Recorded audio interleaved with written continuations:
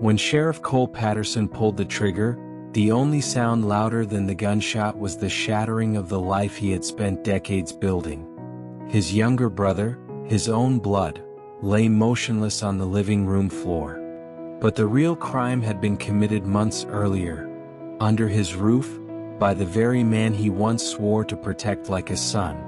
Welcome to True Crime Channel, your portal into the most chilling true crime cases, unsolved mysteries, and the darkest corners of criminal history. If you are new here, don't forget to like, subscribe, and turn on the notification bell. In today's case, we dig deep into the facts, uncover shocking twists, and explore the theories that keep investigators and the world on edge. Stay back and enjoy. Cole Patterson was the kind of man towns wrote songs about. A dedicated sheriff, a loving husband to Maria, and a proud father of two beautiful daughters, Emily and Grace. His heart was bigger than the badge he wore. And when his parents died in a tragic car accident, Cole didn't hesitate. He took in his younger brother Aaron, then only 16, and raised him as one of his own. The Patterson household was built on trust, discipline, and faith. Aaron grew into a charming young man under Cole's strict but loving guidance. He called Cole brother, but in his heart, Aaron saw him as the father he never got to grow up with. For years, the Patterson home was filled with the sounds of laughter, Sunday dinners, and backyard barbecues. But beneath the surface, something much darker was brewing, something that would soon tear them apart. It started with Emily, Cole's eldest daughter. At 17, Emily was the picture of innocence, soft-spoken, polite, excelling in her studies. But one evening during dinner, she fainted right at the table. Concerned, Maria rushed her to the hospital. Hours later, the doctor delivered the news that changed everything. Emily was 2 months pregnant. Shock, disbelief, fury. But none of it compared to the dread that settled when Cole asked the inevitable question, "Who is the father?" Emily's tears said it all before her trembling lips could. At first, she refused to answer. Then, after relentless questioning, the name fell from her mouth like a death sentence. Aaron. Cole thought he had misheard. His own brother? The boy he raised like a son? The boy who slept under his roof, shared meals with his family, celebrated Christmases and birthdays? That night, Cole sat alone in his study, cradling his revolver, wrestling with emotions too dark to name. Betrayal, rage, failure. But it wasn't enough to hear it from Emily. Cole needed to look Aaron in the eyes. The confrontation was ugly. At first, Aaron denied everything, stammering excuses and wild accusations. But when Cole backed him into a corner, the truth came out. A mistake. A one-time thing, Aaron sobbed. Emily was so grown up, he said. He thought she wanted it. Cole's heart snapped in two. Blinded by pain, humiliation, and a deep, primal fury, Cole did the unthinkable. With tears blurring his vision, he raised his service revolver and shot Aaron dead where he stood. The town woke to the news like a slap across the face. Sheriff Patterson, beloved, respected, arrested for first-degree murder. Investigators descended upon the Patterson home, combing through the wreckage for answers. At first it seemed cut and dry, a family scandal ending in murder. Open and shut. But as investigators dug deeper into Aaron's life, secrets began to rise like smoke from a fire. Aaron hadn't just betrayed Cole's family, he had a hidden life no one had seen coming. On his phone, detectives uncovered hundreds of messages, conversations with other young girls from the local high school.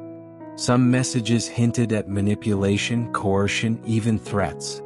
Emily wasn't the first, and she likely wouldn't have been the last. Suddenly, Cole's actions, once viewed as cold-blooded, began to blur in the public's eyes. The case spiraled into chaos. Witnesses from the community, parents, teachers, friends, came forward recounting their unease around Aaron. Whispers turned into testimonies. Stories of inappropriate comments, lingering stares, unwanted advances. Aaron had worn the mask of a charming young man. But underneath he was a predator hiding in plain sight. The case against Cole weakened. What once looked like murder now looked like a desperate act of a man cornered, humiliated, and betrayed in the most personal way imaginable. At the trial, Cole sat stone-faced, his hands trembling as Maria and Emily testified. The courtroom heard every detail: the grooming, the manipulation, the guilt Emily carried like chains around her young heart. The prosecutor painted Cole as a murderer. But the defense painted him as something else entirely. A father protecting his daughter, a brother betrayed beyond comprehension, a man pushed past the breaking point. When the jury returned, the tension in the room was suffocating. Verdict: guilty. But not of first-degree murder. Manslaughter. Cole was sentenced to 5 years, a slap on the wrist compared to what he had faced. And as he was led away in handcuffs, there wasn't a dry eye in the courtroom. Even the judge looked away as if ashamed of what the law required him to do. Emily stood at the back of the courtroom, her hands resting on her rounded belly, her tears silent but endless. Her father would miss the birth of his grandchild, his daughter's child, and the child of the man who destroyed their family. Yet somehow, amid the ruin, a strange kind of justice had been served. Cole hadn't just killed his brother. He had ended a monster's reign before it consumed others. He had protected his daughter, even at the cost of everything he held dear. And he paid the price. Love can blind. Loyalty can destroy. And sometimes justice demands a blood sacrifice. But as the prison doors slammed shut behind Sheriff Cole Patterson, one thing became clear: not all monsters hide in the dark. Sometimes they sit at your own dinner table. What no one knew, what no one could have predicted, was that Aaron's death was only the beginning. Because Emily's unborn child carried a secret so devastating, it would threaten to finish what Aaron had started, and plunge the Patterson family into even deeper darkness. Maria had spent the last half-year barely holding the remnants of her family together. Emily, her belly now heavy with the pregnancy, lived like a ghost in her own home. Grace, their younger daughter, once bubbly and full of life, had grown cold and distant. The house felt haunted, every room still echoing with memories they could no longer touch. When Maria opened the envelope, a second shockwave ripped through her. The letter wasn't from a stranger. It was from a girl named Maddie Green, just 15 years old. Maddie claimed she had once been Aaron's girlfriend, or more accurately, his victim. The letter detailed how Aaron had manipulated her too, but it was what Maddie said at the end that froze Maria's blood. Aaron wasn't just involved with Emily and me. He kept talking about something worse, a plan, a secret he said would tear your family apart when the baby was born. He said it would be like watching dominoes fall. I don't know what he meant, but he was laughing when he said it. I'm sorry. I thought you should know. Dominoes. Maria felt the walls closing in. Had Aaron planted something even more sinister before he died? As Emily's due date neared, Maria wrestled with whether to tell her. But how do you terrify a girl already broken beyond repair? She decided to bury the letter deep in a drawer, hoping, praying, that Maddie was just a confused, grieving teenager trying to make sense of her own pain. But the truth has a way of clawing its way to the surface. It began with the birth. Emily's labor was long and grueling, almost as if the baby itself resisted being born into a world so steeped in tragedy. When the nurses finally laid the child, a baby boy, in Emily's arms, Maria wept, not just for what was, but for what might still come. For a brief moment, hope flickered. But 2 days later, when the doctors returned with blood test results, that flicker was snuffed out. The child had a rare genetic disorder, a recessive condition so specific that it could only occur if both parents carried the same hidden gene. The doctors, oblivious to the family's history, casually explained. In most cases, this condition only appears in children born from very closely related parents, like siblings. Siblings. Not uncle and niece. Siblings. Maria's mind splintered. If Emily and Aaron were half-siblings, it would explain the genetic anomaly. But how? How could Aaron and Emily be half-siblings? Unless Cole wasn't just Aaron's older brother. Unless Aaron was Cole's son. The horrifying puzzle pieces fell into place. Cole was only 17 when Aaron was born.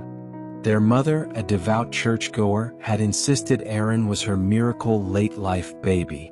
But the truth was darker. Cole, barely more than a boy himself, had been manipulated by a woman he trusted, the family's own nanny at the time. The resulting pregnancy had been covered up by Cole's parents in shame. They had passed Aaron off as Cole's baby brother to protect the family name and Cole's future. Aaron wasn't just his brother. Aaron was his son.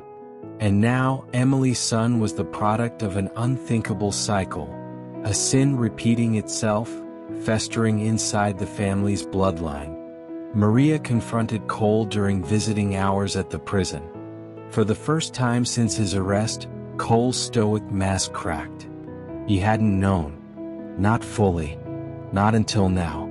The revelation crushed him. The very foundations of everything he fought for, family, loyalty, honor, had been built on a lie. And he had killed his own son without knowing it.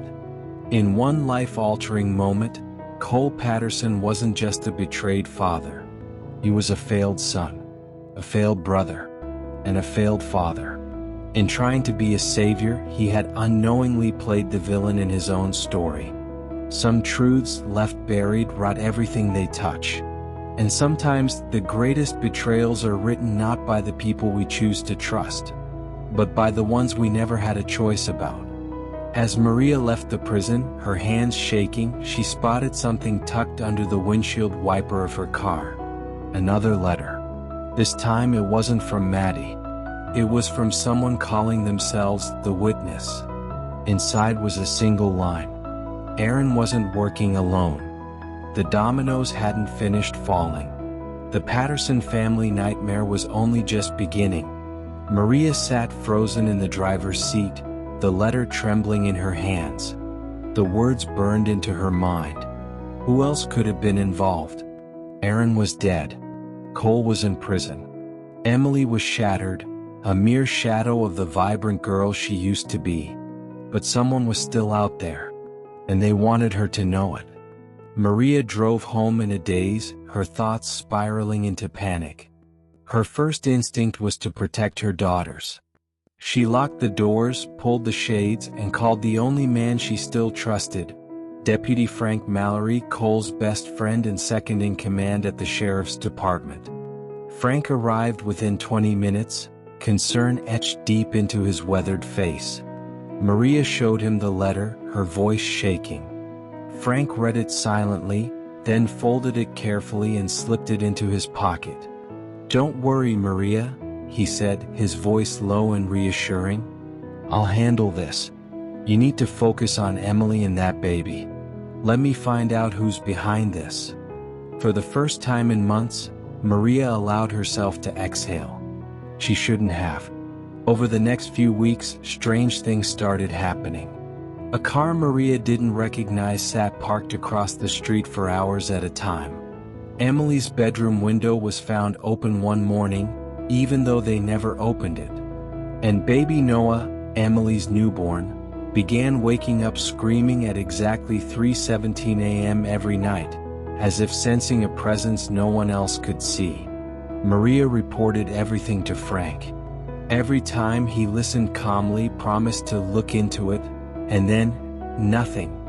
No updates, no arrests, no protection. And Maria, so desperate for a lifeline, failed to see the truth unraveling right in front of her eyes. One night, Driven by instinct and dread, Maria dug through old town records stored in Cole's study.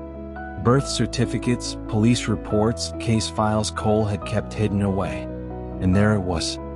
Frank Mallory's name, over and over again, tangled in small-town scandals that had never made it to the surface. Allegations of misconduct swept under the rug. A girl who disappeared at 16, last seen speaking to Frank. A domestic abuse complaint mysteriously lost in the system. Frank wasn't just a concerned friend. He was a man who had spent a lifetime hiding in plain sight. And Aaron? Aaron wasn't the architect of the evil. He had been the pawn. Frank had found out about Aaron's origins, about the secret that Cole's parents buried, and he had used that information like a weapon. It was Frank who had manipulated Aaron, fed him poison, pushed him closer to Emily under the guise of freedom and growing up, whispered in his ear that he could have anything he wanted.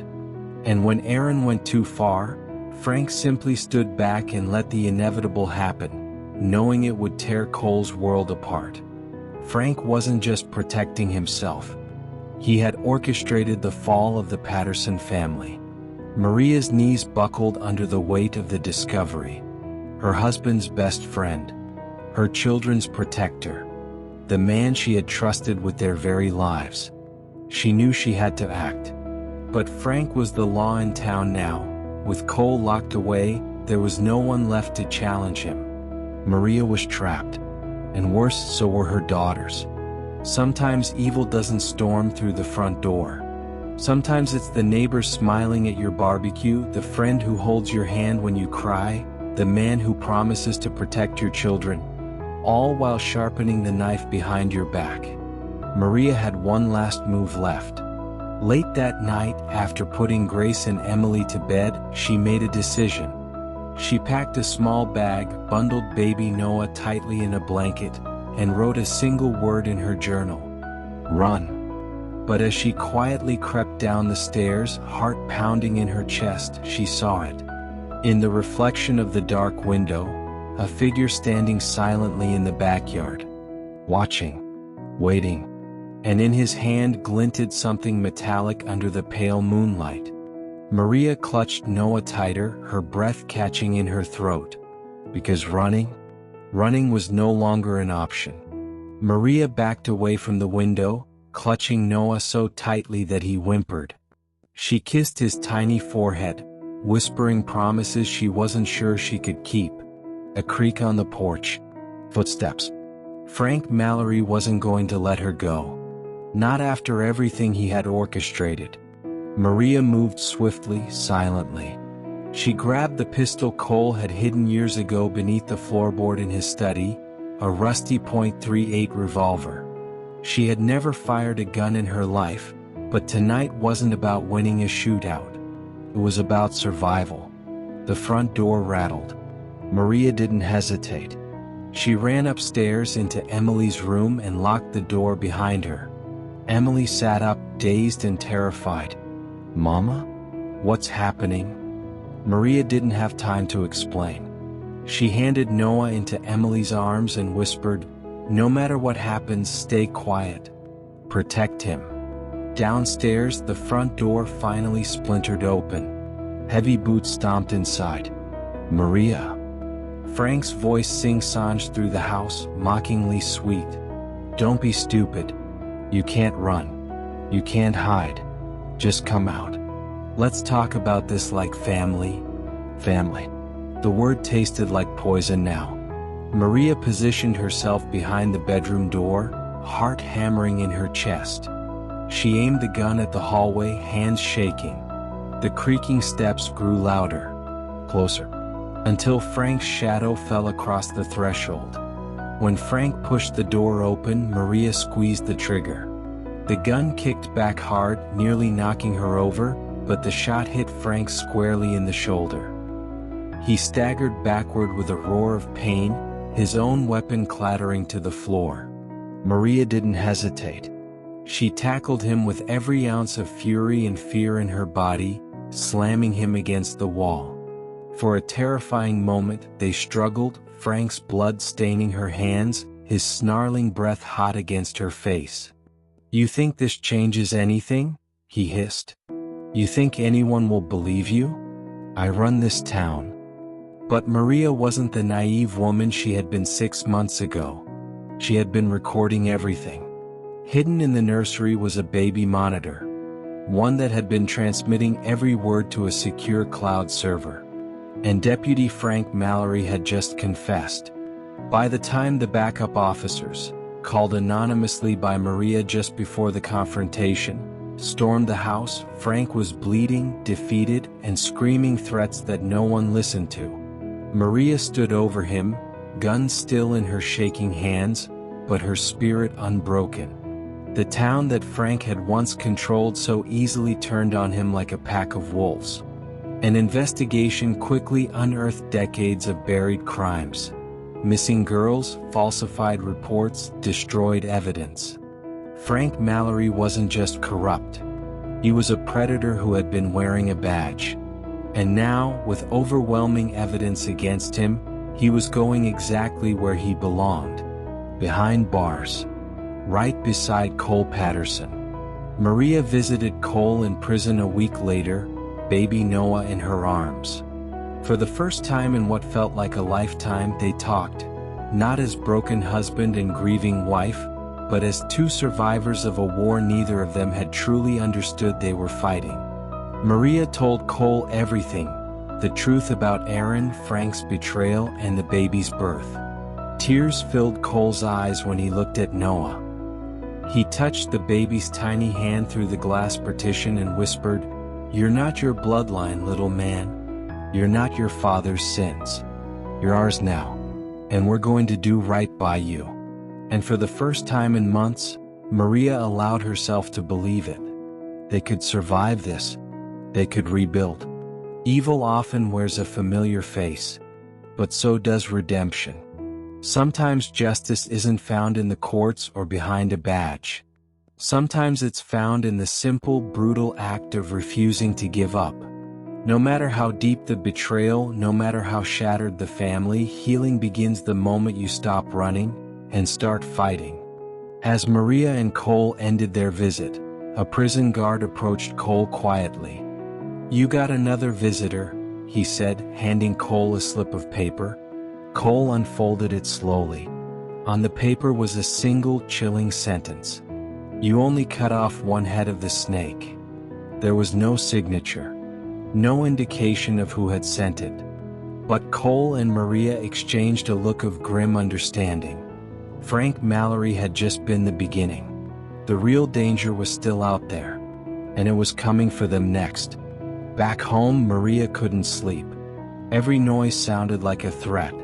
Every knock, every ring, every unfamiliar car triggered a surge of panic. Frank Mallory was behind bars, but the corruption he built had roots deeper than any of them knew. And now, whoever Frank had protected all these years, they were coming to clean house. Starting with Maria. Starting with her daughters. Starting with little Noah. Deputy case files revealed something Maria had overlooked. Frank had been working with a powerful underground network, an organized group made up of dirty local officials, businessmen, and even neighboring law enforcement. They had kept Frank's sins buried, because he had kept theirs buried. If Maria exposed the full truth, they would all fall. And they couldn't let that happen. Maria realized she had two choices. Stay quiet and survive. Fight back and risk everything. But Maria Patterson wasn't the woman she used to be. She chose to fight. Maria contacted the only journalist she could trust, a retired reporter named Bill Travers, who had been pushed out years ago after investigating the town's corruption. She gave him everything.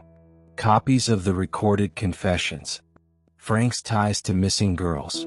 Sealed evidence logs Cole had secretly kept. Names. Dates. Proof. Bill agreed to publish the exposé, nationally where the town's corrupt hands couldn't reach. But before the story could go live, the threats escalated. One night, Maria came home to find her house ransacked, furniture shredded, baby photos of Noah torn apart and thrown across the lawn. Spray painted across the front door were 3 chilling words: "This ends tonight." Maria packed her children and fled to the old hunting cabin Cole's grandfather had built deep in the woods, a place no one in town remembered. She called Cole frantic. From behind prison walls, he calmed her, guided her. "They're bullies, Maria," he said. "They use fear because they know they're losing. But bullies always fall hardest when you stand your ground." Those words gave her the strength she needed. That night, armed with a rifle she barely knew how to use, Maria waited. Hours passed. Then headlights appeared down the dirt road. A black SUV. 2 men stepped out, dark clothes, dark intent. Maria's hands trembled, but she remembered Cole's words, "Stand your ground." As the men approached the cabin, she fired a warning shot into the air. They froze. Another shot, closer this time. The men turned, scrambling back into the SUV. Tires screeched. The vehicle vanished into the night. Maria didn't chase them. She didn't have to.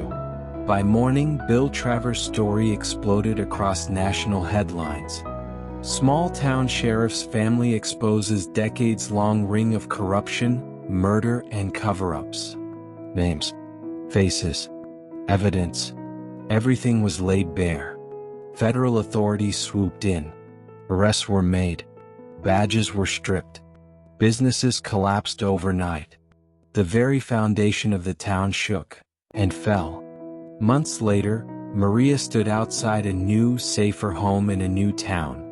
Emily laughed in the backyard, swinging Noah high into the blue sky.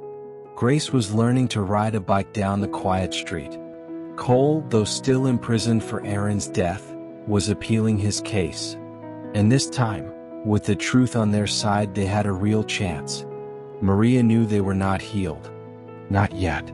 But they were free. Free from fear. Free from the shadows. Free to begin again. True evil doesn't just wear a monster's face.